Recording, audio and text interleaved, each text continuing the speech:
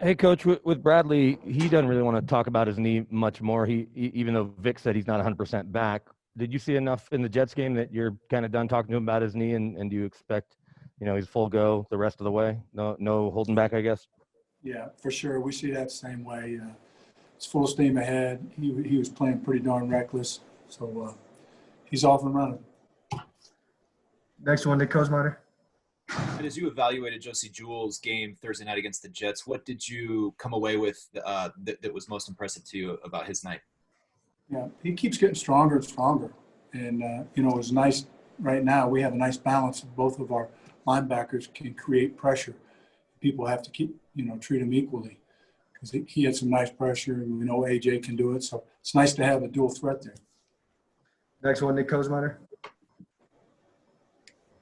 Oh, I just asked. Oh, sorry about that, Nick. Go ahead, Jeff.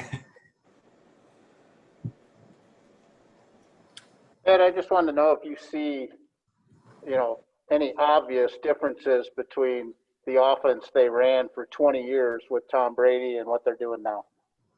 Yeah, there's always going to be differences. The Patriot way is what do we need to be to win this week?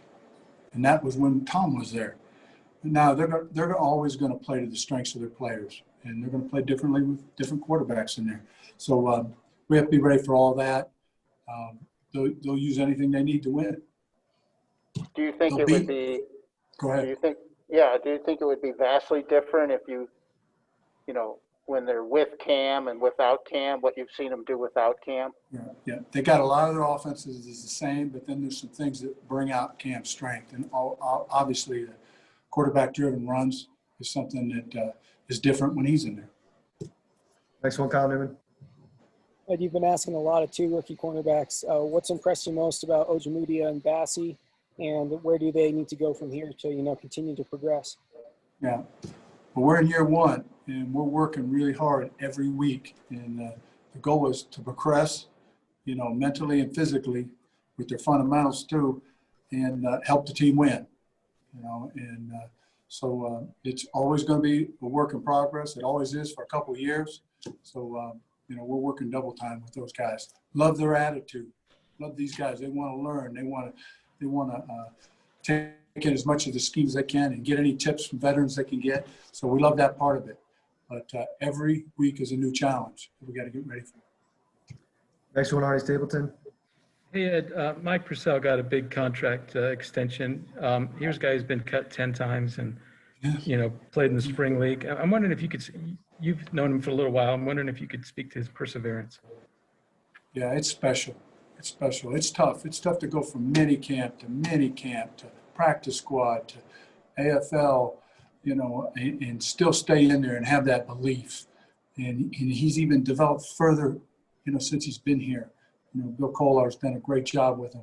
And, he's a quality defensive lineman now. And he stayed the course on a long road. And it's just wonderful to see that guy had that inner strength and that stamina to work through it. That's time for a few more. Go ahead, Eric Dahl. Coach, you finally got that end of game stop there in that up two situation. What do you think of your team's effort and resilience in that spot that hadn't gone quite as well the last few times? Yeah, exactly. The coolest part of the whole thing is it was a team stop, because the momentum shifted. We were down points, and our offense had a couple tough plays that they overcame, but then they came and got the lead back for us. That was great. And then we finished it twice.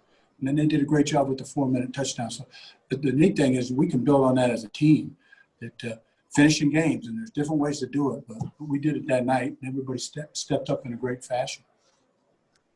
Go ahead, Zach Stevens.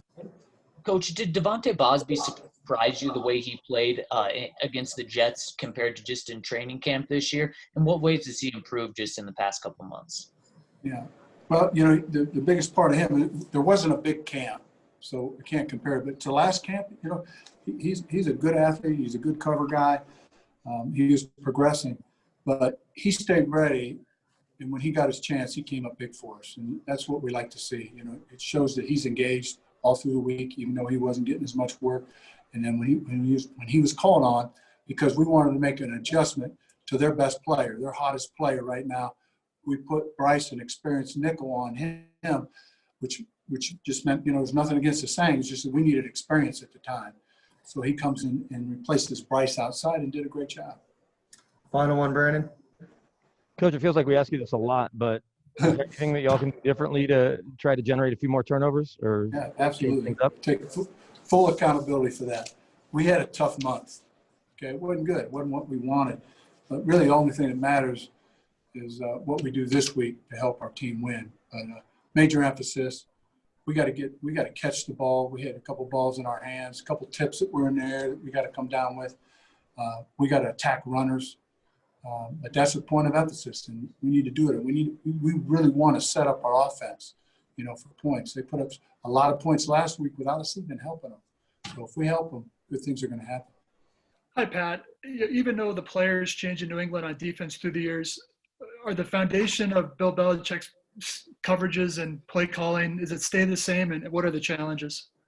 Yeah, I think so. I think they're a defense that, up front obviously starts with one gap where it's kind of a man whip a man, and they do a good job of defending the front as usual. And then in the back end, they play a heck of a lot of man coverage where it's man on man. And, they obviously are very effective doing that. That's been the challenge all the time playing against Bill. I mean, their fronts tend to be multiple like most teams, but they do it in a way that makes sense for their players. They'll play a scheme at times, but there'll be different players playing within that scheme. So, you got to make sure you're doing a good job of blocking spots. But one week that spot may be filled with the defensive back. The next week it might be filled with a linebacker. They get different players playing on the edge.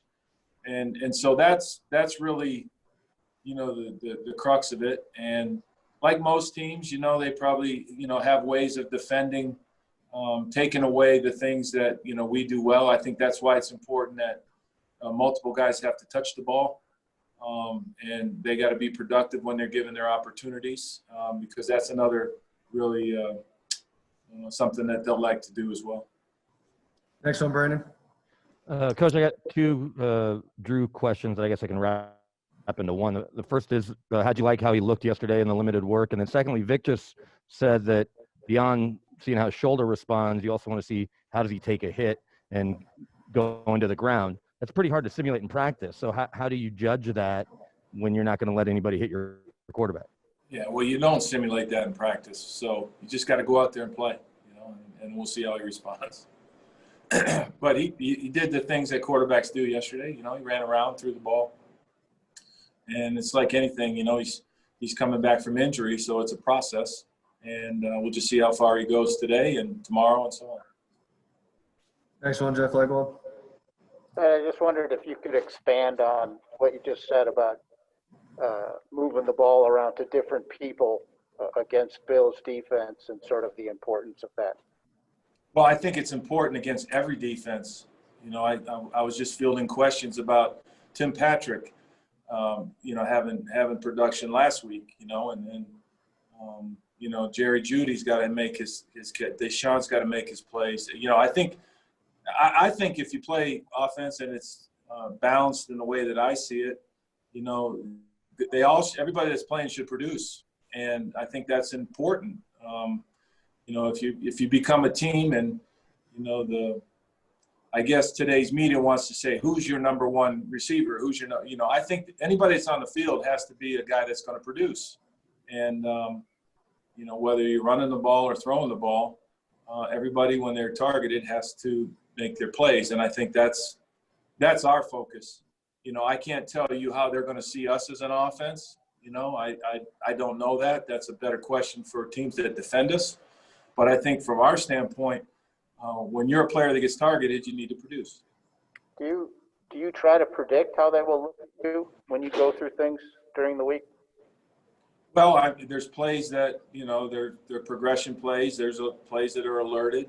It's sometimes hard to tell who's going to get their touches. I think sometimes things come in bunches, depending on how teams defend you. If we knew that we were going to line up one way and they were going to play one defense, then I could predict where the ball was going to go.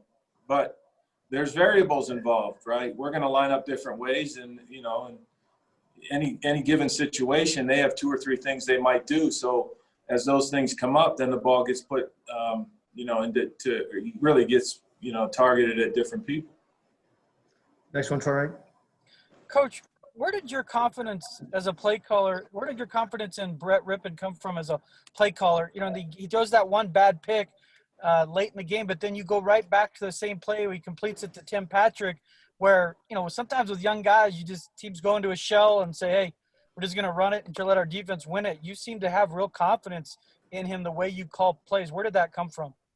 Well, that's just me. I have confidence in all our players that are on the field. And when you're a quarterback, you have to deliver the ball. And, I think there were a couple plays last week that he'd like to have back.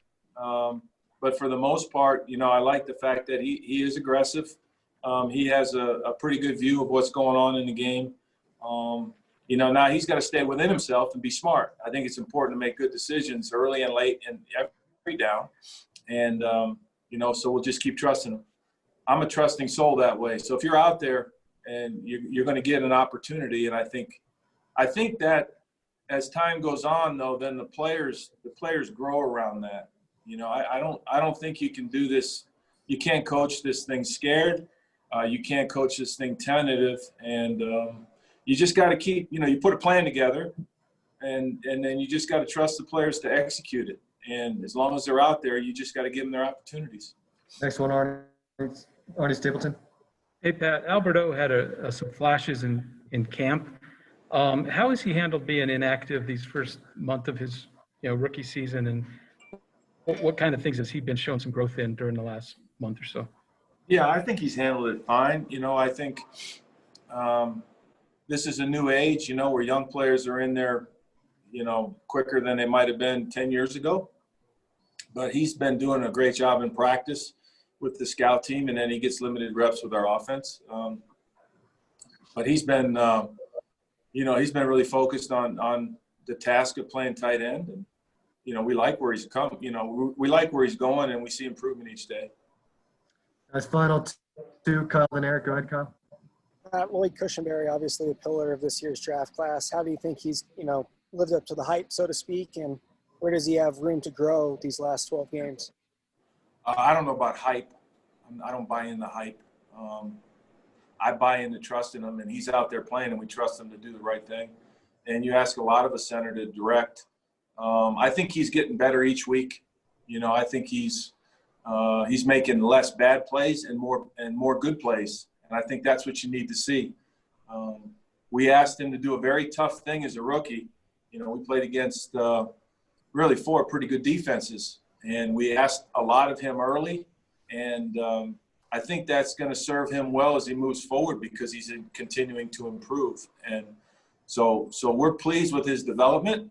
And just like any player, though, as we play our way through this thing, they got to get I think I said it about multiple guys, more good plays and less bad ones. And then I think we'll all get where we need to be. Final one, Eric. We didn't get to see much of it before Phil got hurt in week 1, but what did you like about what it did for your offense to have both him and Melvin on the field at the same time? I like it, because I think this game's about players. When we put 2 good players on the field, whether they're 2 running backs or 2 tight ends or 2 wide receivers, I think, defense has got to try to defend it.